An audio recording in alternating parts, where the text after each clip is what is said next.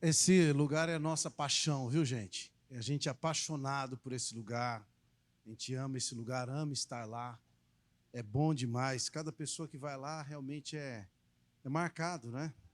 É marcado por Deus. A gente às vezes acha que vai lá abençoar a vida deles, quando na verdade nós é quem somos abençoados. Todas as vezes que eu vou lá, o meu coração é alinhado, e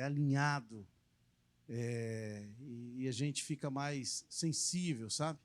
Amém? Então convido você a estar lá em uma dessas expedições. Se coloca à disposição aí, vai lá conhecer, porque realmente é incrível. Amém? Glória a Deus. Amém? Eu quero ministrar uma palavra ao seu coração. Deixa eu te falar uma coisa. Nós estamos entrando no calendário judaico, nós estamos em Hanukkah. Diga comigo, Hanukkah.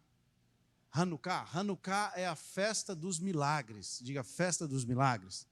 É a festa da multiplicação. Foi quando alguns aqui já conhecem a história, outros não, mas eu vou falar de maneira bem sintetizada o que foi Hanukkah. A Síria havia tomado Jerusalém e o exército sírio era um exército muito promíscuo. A cultura síria era uma cultura muito promíscua, não é? E o próprio exército era um exército muito ruim. Eles eram assassinos. Na guerra, eles não respeitavam as leis da guerra e eles eram terríveis. E quando eles tomam Jerusalém, eles profanam o templo. Eles saqueiam os utensílios do templo e eles começam a fazer muita coisa errada no templo. Ah, Deus! Muita coisa errada começa a acontecer no templo, muita coisa errada. Eles começam a sacrificar porcos, por exemplo, no altar do Senhor. Então, um monte de coisa errada começa a acontecer ali, o templo está profanado. E uma família, que é a família dos Macabeus, é uma família camponesa, eles se revoltam com aquilo. E eles querem colocar um basta naquilo. Eram camponeses, mas movidos por Deus, eles decidem se levantar contra o exército sírio. Eles não tinham poder bélico algum, as suas armas eram inchadas, foice, arma nada, ferramenta que se usava na lavoura, né? E eles vão contra, juntam mais pessoas, mais camponeses, e eles vão contra o exército sírio.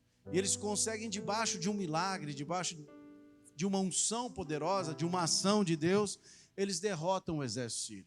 E a primeira coisa que eles vão fazer é consagrar o templo, purificar o templo do Senhor. Eles estão em uma festa, que é a festa de Hanukkah. Só que a festa de Hanukkah é uma festa que eles acendiam o óleo da Hanukkah, era 8 dias, eles acendiam a Hanukkah por 8 dias. Só que não existia óleo, porque o exército sírio havia acabado com tudo. E para se produzir o óleo da unção, levavam-se 8 dias. E por acaso eles acharam um frasco de óleo consagrado. E os sacerdotes falaram: olha, não tem como, só tem um frasco de óleo para os 8 dias, não tem como a Hanukkah ficar acesa. Mas eles acenderam. E eles acenderam aquela Hanukkah, e aquele óleo, que era o óleo para um dia, para 24 horas, ele durou os 8 dias. Então ali aponta para um milagre de Deus, para um milagre de multiplicação do Senhor. Embora Hanukkah não seja uma festa, uma das principais festas bíblicas, das 3 principais festas bíblicas, são elas: a Páscoa, Pentecostes e Tabernáculos. Embora não esteja entre as 3 principais festas bíblicas, Jesus esteve celebrando o Hanukkah em Jerusalém. Hanukkah é a festa das luzes. Festa das luzes. Agora, as cidades no mundo inteiro, elas começam a acender as luzes, não é verdade? Tem árvores, tem luzes acesas. E isso tem uma história, vem lá de trás, vem da festa de Hanukkah, que significa festa das luzes. E eu quero declarar que você, nesse tempo, vai viver muitos milagres ainda, amém? Você recebe essa palavra? Eu quero dizer para você, querido, que o ano de 2025 não acabou. E a palavra que nós temos sobre os céus da nossa cabeça até o dia 31 de dezembro de 2025 é 2025, o ano do sobrenatural. Nós já vivemos muitas coisas sobrenaturais aqui, mas o ano ainda não acabou. E nós ainda viveremos até o último dia muitos milagres, sinais, prodígios e maravilhas. Amém? Glória a Deus. Deixa eu dar um spoiler para você daquilo que já tem programado para 26. Ontem o Mark entrou em contato comigo e a Global Increy, eles querem fazer aqui no Acre, eles vão fazer em todas as regiões do Brasil, eles vão fazer uma conferência. A Global Increy é o ministério do Randy Clark. E eles estão procurando parceiros nas regiões do Brasil. E ontem eles me ligaram já, eles querem fazer aqui no Acre uma conferência de cura e avivamento, uma conferência do sobrenatural. E na região norte eles escolheram o Acre, não é? E vai ser feito aqui na nossa casa, para a glória de Deus. Vamos orar por isso, que é uma construção, mas vamos orar por isso, porque foi eles quem nos procuraram. Amém? Eu quero dizer para você que as bênçãos, elas vão correr atrás de você. As bênçãos de Deus, as boas notícias, elas vão correr atrás de você, e o Senhor será glorificado através disso na sua vida. Amém? Glória a Deus. Eu quero ler o texto de Efésios, o capítulo 3, o verso 20 e 21. Efésios capítulo 3, o verso é 20 e 21, diz assim: ora, aquele que é poderoso para fazer infinitamente mais do que pedimos e ou pensamos, conforme o seu poder que opera em nós. A ele seja a glória na igreja, em Cristo Jesus, por todas, para todos sempre. Amém e amém. Aquele que é poderoso, aquele em outra versão diz aquele que é capaz, aquele que é poderoso para fazer infinitamente mais. Deus é poderoso, amém? Amém? Amém? Ele é poderoso, ele tem a capacidade, ele tem poder, ele tem virtudes, ele tem recursos para construir, para fazer em nossas vidas, muito mais do que nós podemos pensar ou imaginar. Você acredita nisso, querido? Que Deus ele é poderoso para fazer na sua vida aquilo que você nem sonhou, aquilo que você nem pediu, aquilo que não subiu ao seu coração. Imagine você que nem na melhor de suas orações você já chegou perto do que Deus tem para fazer na sua vida ou daquilo que Deus tem para a sua vida. Nem na sua melhor oração. Ele é poderoso para fazer infinitamente mais, acima do que você sonha, acima do que você imagina, acima do que você pede. Então nem nas nossas melhores orações nós podemos chegar perto, não é? Por mais que sejamos tão sonhadores, por mais que a gente seja muito bom em pedir algo para Deus, nem assim a gente chega perto daquilo que Deus pode fazer e pode realizar. Esse é o tema de hoje, muito mais do que você pode imaginar. Se você tem liberdade com essa pessoa que está do seu lado, diga assim: Deus quer fazer na sua vida. Não, diga com fé. Deus quer fazer na sua vida muito mais do que você pode imaginar. Muito mais daquilo que você pode imaginar, muito mais daquilo que você pode pedir. Queridos, é simplesmente fantástico ser filho de Deus.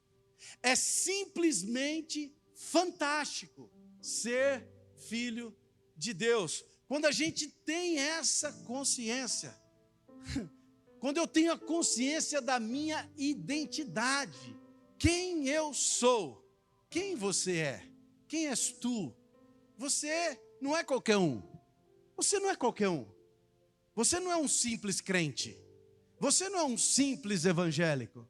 Você é muito mais que isso. Você é um filho amado de Deus. Ninguém merecia essa posição. Mas Deus, por sua infinita misericórdia, o Senhor, por sua infinita bondade, Ele decidiu. Quem decidiu? Ele. Ele decidiu nos adotar em Cristo Jesus. Olha que lindo isso. Não foi você que pediu. Não foi algo bom que você tenha feito. Porque tem gente que é assim, né? O que eu posso fazer para Deus me aceitar? Então agora eu vou fazer isso para Deus me aceitar. Não. Não existe nada tão bom que você faça para Deus lhe amar mais. Não existe nada tão terrível que um homem faça para Deus lhe amar menos. Deus nos amou. Ele decidiu nos adotar. E agora nós somos filhos de Deus. Diga, eu sou filho de Deus. Você é filho de Deus. E porque eu sou filho de Deus, eu também tenho direito. Olha só isso. Direito, Arthur, a uma herança. Então veja, o Júnior é meu filho. Ele é um filho muito querido. Ele é um filho muito amado. Ele é muito precioso, esse garoto. A gente ama ele demais. A Ana é nossa filha, a gente ama demais. Então, tudo aquilo que eu conquistar na terra, se muito, se pouco, tudo aquilo que a mãe dele conquistar na terra, se muito, se pouco, depois que nós partimos, é dele. E por que é dele? Porque ele é filho. Ele não fez nada para adquirir isso. A herança você recebe simplesmente por ser filho. Então você não faz nada. O que eu faço para ter herança? Tem que ser filho. Entende? Então agora nós somos filhos de Deus em Cristo Jesus. Quem aqui já nasceu de novo? Quem é filho de Deus em Cristo Jesus? Diga amém. Diga amém com vontade. Você começar o domingo com esse amenzinho teu fuleiro, como é que vai ser a sua semana? Porque uma semana de primeira não começa na segunda. Uma semana de primeira começa no domingo na casa de Deus. Assim como é as primícias, é a totalidade. Amém? Então veja, você é filho de Deus, amém?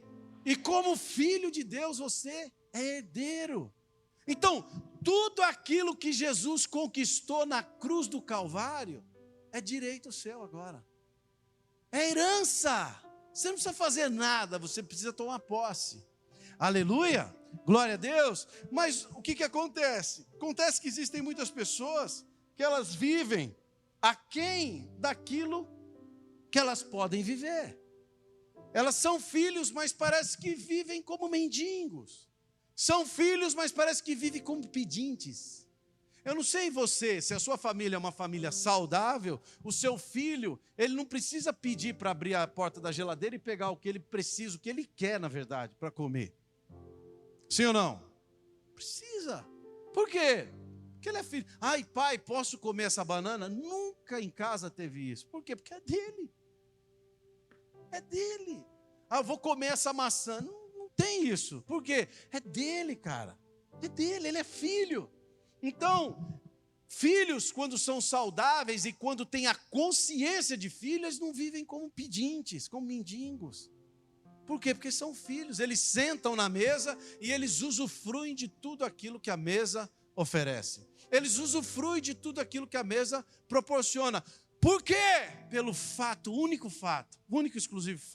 único e exclusivo fato de serem filhos. Você é filho de Deus em Cristo Jesus. Amém? Amém? Glória a Deus. Então Deus, Ele é poderoso, Ele é capaz para fazer infinitamente mais daquilo que nós pedimos ou pensamos, conforme o seu poder que opera em nós. Amém? Eu quero ler o texto aqui, base para a nossa mensagem hoje, está lá em Mateus, no capítulo 15, no verso 32 até o verso 38, que a gente vai falar um pouquinho aqui sobre esse poder, para esse mais do que eu possa imaginar. Esse texto tem alguns princípios interessantes aqui para a gente. E chamando Jesus os seus discípulos, disse: tenho compaixão dessa gente, porque há 3 dias que permanece comigo e não tenho o que comer. E eu não quero despedi-lo em jejum, para que não desfaleça pelo caminho. 33, Mas os discípulos lhe disseram, os discípulos eles não estão na mesma frequência. Eles estão na frequência da terra. Eles estão na frequência do natural. Eles não estão na frequência do sobrenatural. E nós precisamos entrar na frequência do sobrenatural para a gente viver os milagres de Deus. Amém? Frequência do sobrenatural, frequência do céu. Os discípulos disseram, onde haverá nesse deserto tantos pães para fartar tão grande multidão? É um fato natural. Eles estão no deserto. Não tem absolutamente nada por ali. Então como? Como isso vai acontecer? Vamos lá. Vamos lá, para frente. Perguntou-lhes Jesus, quantos pães tendes? Responderam eles, 7 pães e alguns peixinhos. Então, tendo mandado o povo assentar-se no chão, tomou os 7 pães, os peixes, e dando graças, partiu. E deu aos discípulos, e estes ao povo. Todos comeram e se fartaram, e do que sobejou, recolheram 7 cestos cheios. Ora, os que comeram eram 4.000 homens, além de mulheres e crianças. Então, aqui nós temos um milagre, o segundo milagre, é o segundo milagre. Que milagre é? Que milagre é, irmãos? Segundo, fala, segundo. Segundo milagre da multiplicação. O primeiro, nós conhecemos também, fizemos aqui muitas encenações. No último alto de Páscoa tivemos uma encenação aqui dos 5 pães e dos 2 peixinhos. Esse aqui é o segundo milagre da multiplicação. São 7 pães e alguns peixinhos, não é? Então, este aqui é o segundo milagre.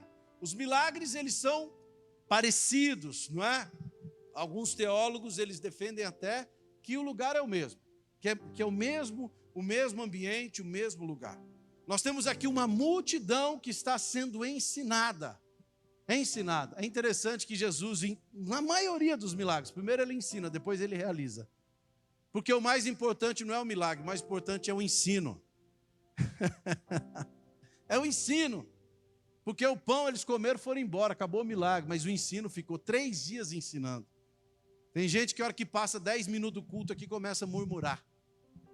Ei, culto de Jesus era 3 dias. 3 dias de culto. O povo está com fome. Quem está com fome aqui já? Tem gente que é assim, acaba de comer já está com fome. Eles estão 3 dias, eles estão com fome. Tem gente que está no culto agora aqui, mas já está pensando que vai jantar. Tem gente que está no culto aqui, já está pedindo no fast food. Eu sei que você está. Eles estão com fome. E Jesus não quer despedi-los aqui sem que eles se alimentem. E Jesus está falando, eu quero dar para eles comer, eu quero dar alimento para eles comer. E os discípulos aqui, eles não estão na mesma frequência. Eles não estão na mesma frequência de Jesus. Eles estão, onde é que nós vamos agora comprar pão para esse tanto de gente? Quantos homens tem aqui no texto? 4.000 homens. Se a gente triplicar, vai para 12. Mas eu te garanto que tinha mais gente. Mas como, pastor, você garante? Porque judeu, irmão, judeu faz menino demais.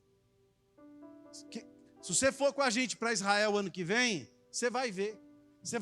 Vamos lá? Vamos com a gente para Israel. Primeira quinzena de julho a gente vai para Israel. A caravana já está dando quase 40 pessoas. Eles vão empurrando o carrinho assim, mas não é carrinho comum. Não é carrinho no singular, é carrinho no plural. É 3, 4 carrinhos juntos, parece uns bitrem. Eles vão empurrando, as Julieta que eles vão empurrando assim. É um monte de menino.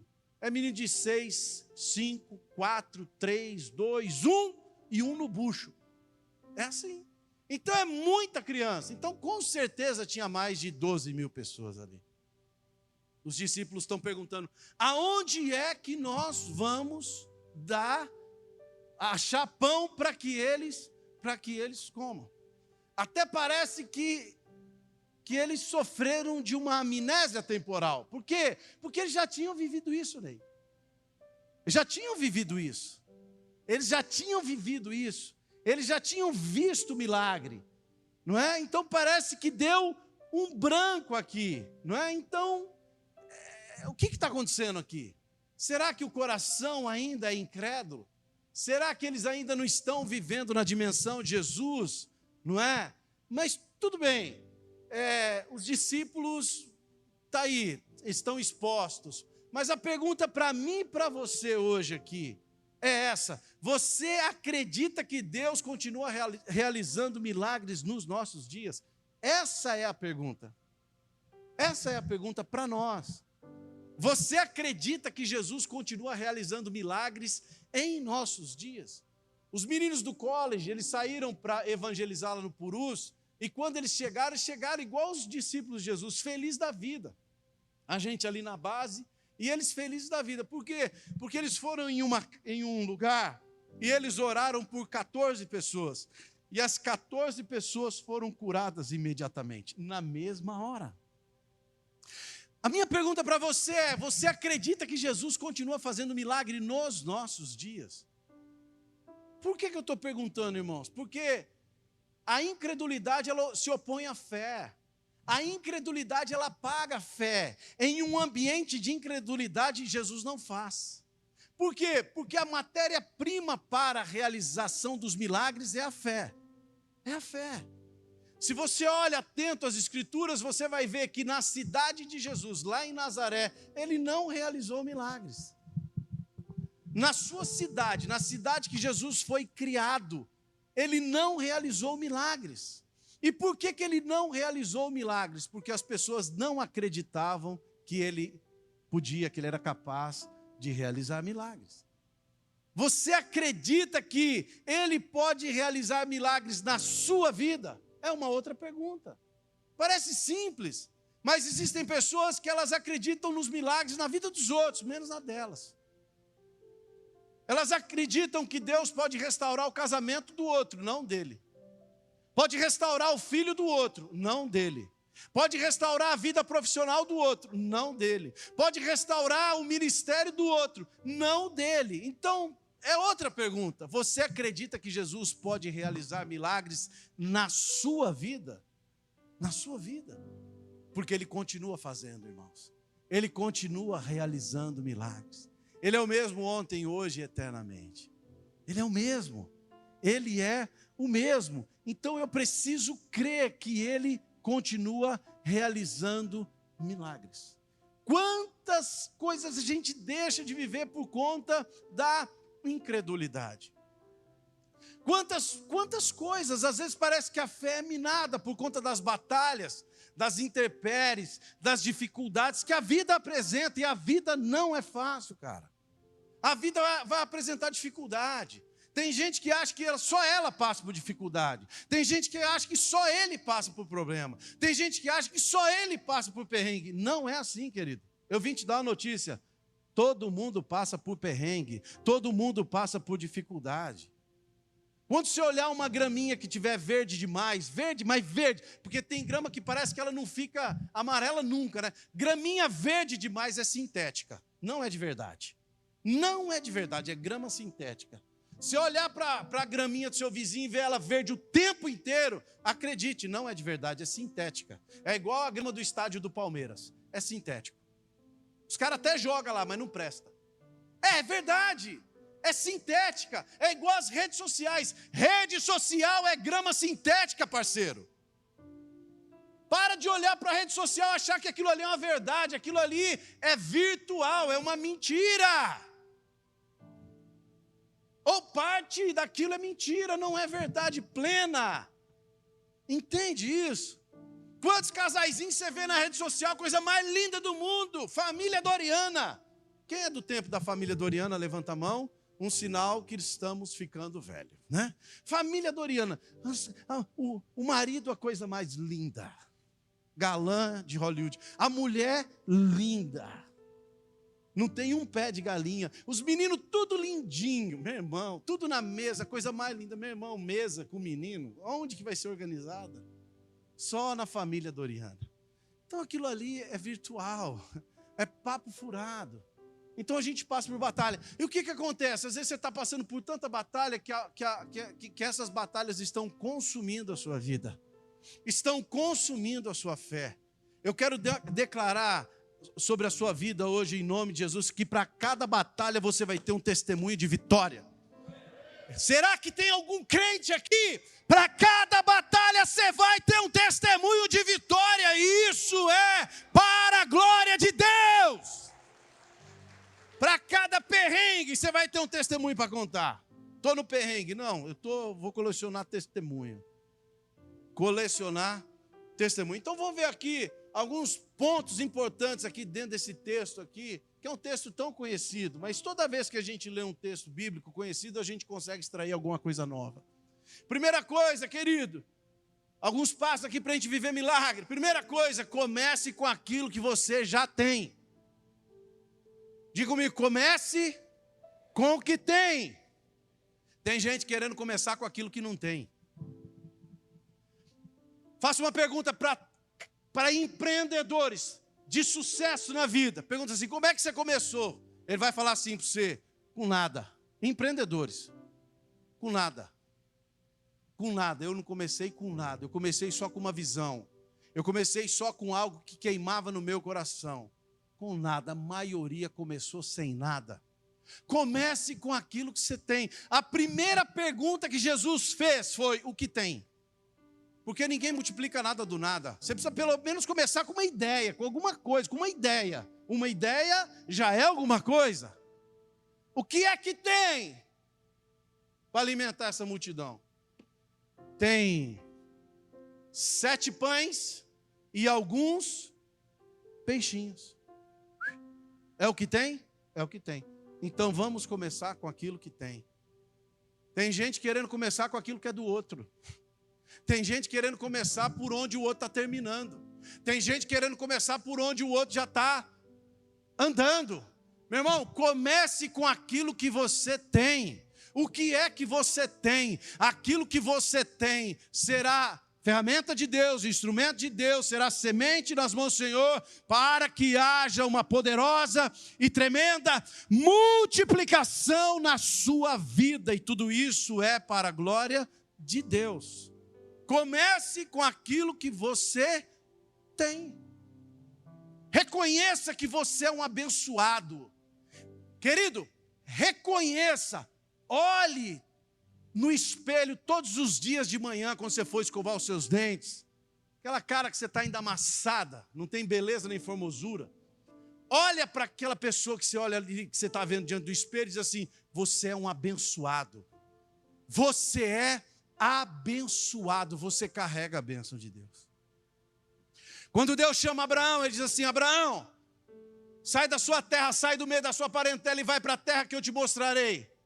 Reis vão fluir de você, e olha, e a terra que você pisar vai produzir leite e mel. Irmãos, eu já fui em Jerusalém, já fui em Israel algumas vezes. Lá tem muita areia e tem muita pedra. Cadê o pão? Cadê o leite? Cadê o mel? Por onde Abraão passava, ele era abençoado. Eu não sei se você sabe, mas Abraão ele se torna bilionário no deserto. Não é em Canaã, é no deserto. Ele carregava a bênção. Ele tinha certeza que ele era alguém abençoado. Querido, aonde você estiver, não é a geografia que determina a sua prosperidade. É a sua prosperidade, é quem é você que determina a sua geografia. A gente vem de uma igreja ali na Baixada. E por quase 2 décadas nós estivemos na Baixada. Mas em cada lugar que a gente passou naquele lugar, o povo olhava e falava assim, essa igreja é a igreja dos ricos. Nós nunca pensamos isso, essa nunca foi a nossa motivação. Mas o povo olhava para nós e falava, vai ser a igreja dos ricos. Sabe por quê? Porque tudo aquilo que a gente fazia era com um nível máximo de excelência. Viu, Tiago? Tudo aquilo que a gente fazia era no nível máximo de excelência. Aquilo que a gente ia fazer, a gente aplicava a excelência. O povo ficava, essa igreja é a igreja do... Meu irmão, na Baixada, na Campo Grande, prédio alugado, o povo já profetizava ao nosso favor. E se estão profetizando ao nosso... Se até o inimigo está profetizando ao nosso favor, imagina Deus. Nós somos abençoados. Aonde você estiver, você vai ser abençoado. Aonde você estiver, aonde Abraão chegava, ele era abençoado. Por quê? Porque o leite e o mel estavam dentro dele, irmão. Estava dentro dele, estava dentro dele. Por onde Isaac passou, ele era abençoado. Então, creia dessa maneira, eu sou abençoado. Eu tenho a bênção de Deus. Agora tem gente que vive uma vida com a mentalidade de escassez. E a escassez é a oposição para uma vida de milagre. A escassez é a oposição para uma vida de milagre. O que é escassez? É gente que só vive reclamando. Tem o carro, mas fica pensando, e a gasolina, como é que vai ser a gasolina? Não tem a gasolina. Para com isso, Deus te deu o carro, Deus vai te dar gasolina. Se Deus te deu uma casa, Deus vai te dar condição de pagar a conta de energia. Para com isso, irmão. Para de olhar para aquilo que está faltando, olhe para aquilo que Deus já fez. Ele fez e Ele continua fazendo.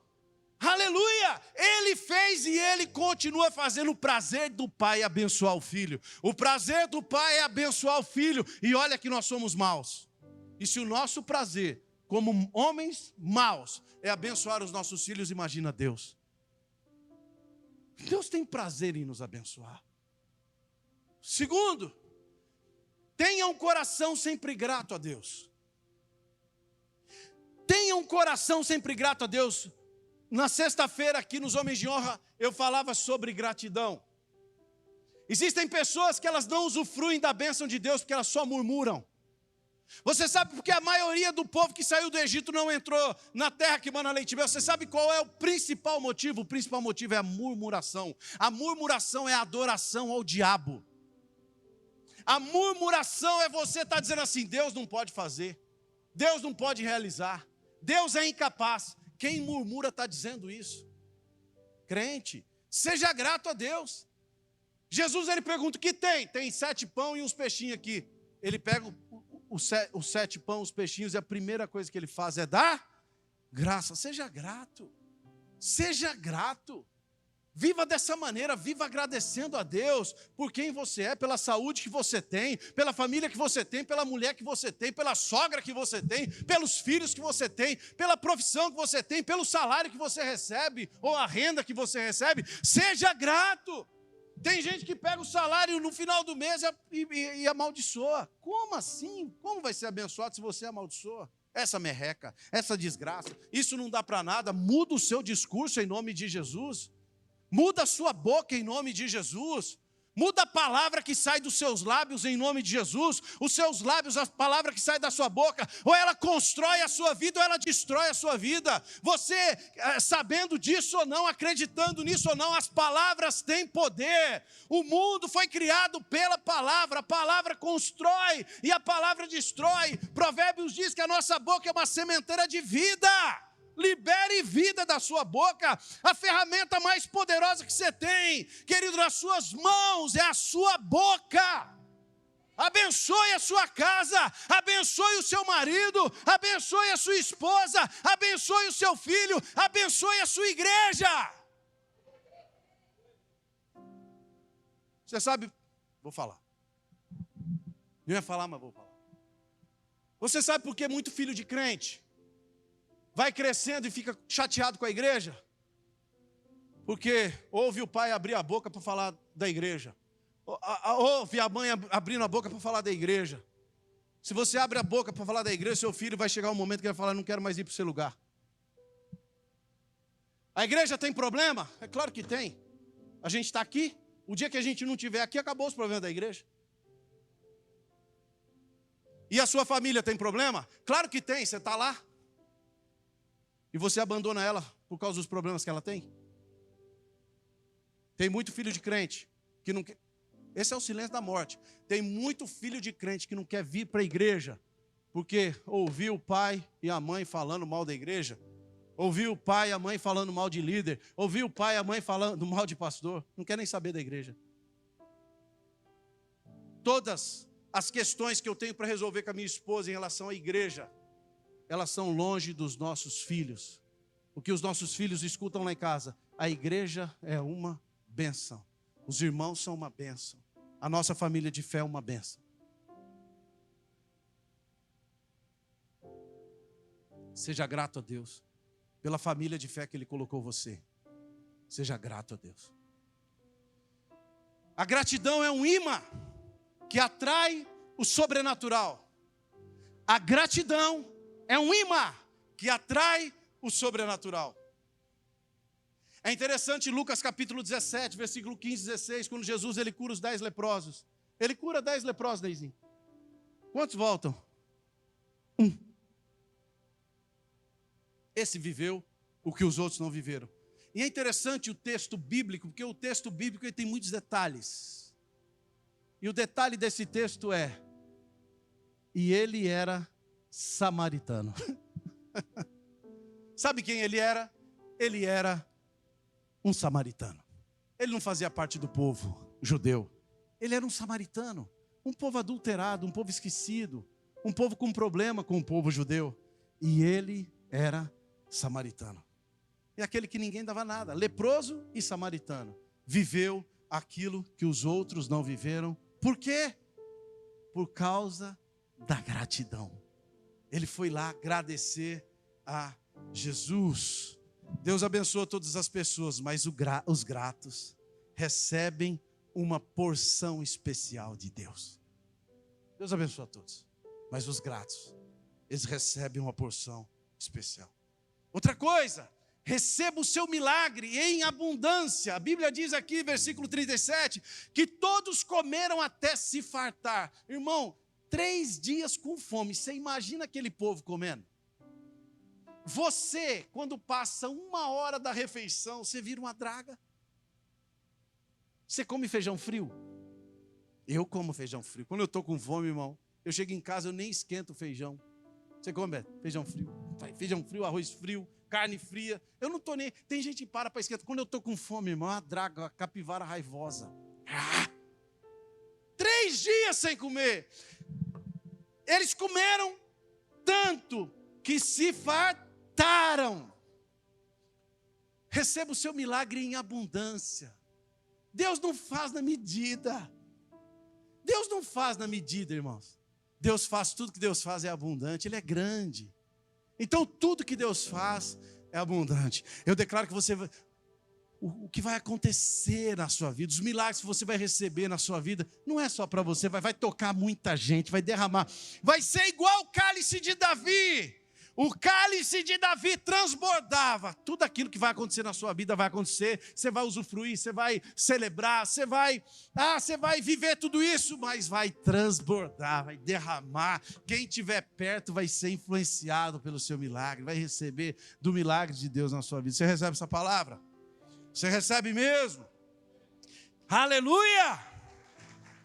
Aleluia! Vai fartar.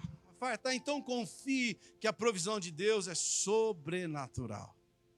Sobrenatural. Quarto, receba a ação de Deus em sua vida.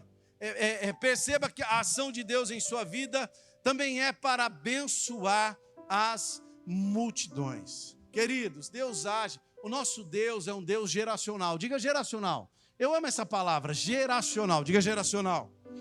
Quantas coisas que foram liberadas sobre a vida de Abraão, que foram derramadas, que foram vividas por Isaac. Quantas coisas? Muitas. Quantas coisas Abraão recebeu, mas quem viveu foi José, ou foi Jacó. Quantas?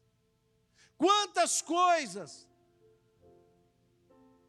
que foram palavras liberadas sobre a vida de Abraão, que quem viveu foi José. Por quê? Porque o nosso Deus é um Deus geracional. Abraão recebeu, quem viveu foi Isaac, foi Jacó, foi José. Existem palavras que você está recebendo na sua vida, nesses dias, nessa estação, nessa geração, que quem vai viver são seus filhos, que quem vai viver são seus netos. Às vezes a gente está reunido aqui com a equipe aqui, e a gente olhando para tudo isso, os mais velhos que andam com... Mais velhos não, né? Que tem mais tempo que anda comigo, que a gente é tudo zero aqui. A gente é tudo novinho aqui. A gente é tudo zerado. Cada ano que passa a gente melhora. Se pegar uma foto minha, irmão, de uns 10 anos atrás, você vai ver o tanto que eu melhorei. A Fabiane, você vai ver o tanto que ela melhorou. Tem umas irmãs aqui, quando chegaram aqui, o cabelo era enrolado, né? E hoje estão tudo lisinha, tudo arrumadinha, né? E o Botox nos ajuda muito, amém? Glória a Deus, glória a Deus. Querido, tem tanta coisa que a gente conversa aqui. Quem vai viver são os nossos filhos. Né, filhão? Vão usufruir, vão viver muito mais do que nós. A gente está construindo ainda, eles vão pegar a estrada asfaltada. E qual é a responsabilidade deles? Dar continuidade e multiplicar. dar continuidade e multiplicar.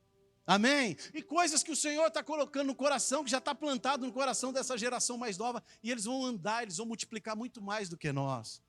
Aleluia! Então, queridos, nós precisamos entender isso, que aquilo que Deus faz em nós é para abençoar as gerações. Eu quero ler esse texto com você e eu quero ir concluindo por aqui. Segundo aos Coríntios 2,14, assim, mas graças a Deus, que sempre nos faz triunfar em Cristo. Mas graças a Deus, que sempre nos faz triunfar em Cristo. Querido, Chris Vallotton, ele tem uma frase, ele tá no Brasil, esse tempo, ele tem uma frase que diz assim: não existe vitória sem batalha. Ouça isso em nome de Jesus, estou concluindo. Não existe vitória sem batalha, nem testemunho sem teste, nem milagre sem uma circunstância impossível. Deus nos conduz em triunfo ao nos conduzir para as batalhas, testes e impossibilidades. Então, ouça isso e ande com essa mentalidade, sabe, com essa mente nova. Todas as vezes que bater na sua porta um teste, todas as vezes que bater na sua porta uma situação complicada, todas as vezes que bater na sua porta uma circunstância que você julga ela impossível, todas as vezes, glorifique a Deus e diz assim: o Senhor está me conduzindo para um triunfo maior, ou o Senhor está me conduzindo para o próximo triunfo. Talvez você esteja aqui hoje e vivendo situações dessas. Talvez você esteja aqui hoje e vivendo uma batalha dessa. Eu quero deixar esse texto gravado no seu coração. Repita esse texto de segunda até o próximo domingo. Aquele que é poderoso para fazer infinitamente mais do que nós pedimos ou pensamos, conforme o seu poder que opera em nós. Você nasceu para viver de glória em glória. Você nasceu para viver de fé em fé. Você nasceu para viver de triunfo em triunfo.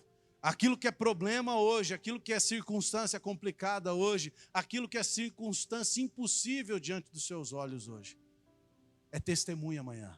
É mais um testemunho para você contar. É mais um testemunho para você catalogar. Quantas coisas o Senhor já fez? Quantos milagres o Senhor já realizou? Quantas maravilhas o Senhor já fez em nosso meio? E Ele não para de fazer. Amém? O melhor de Deus, isso não é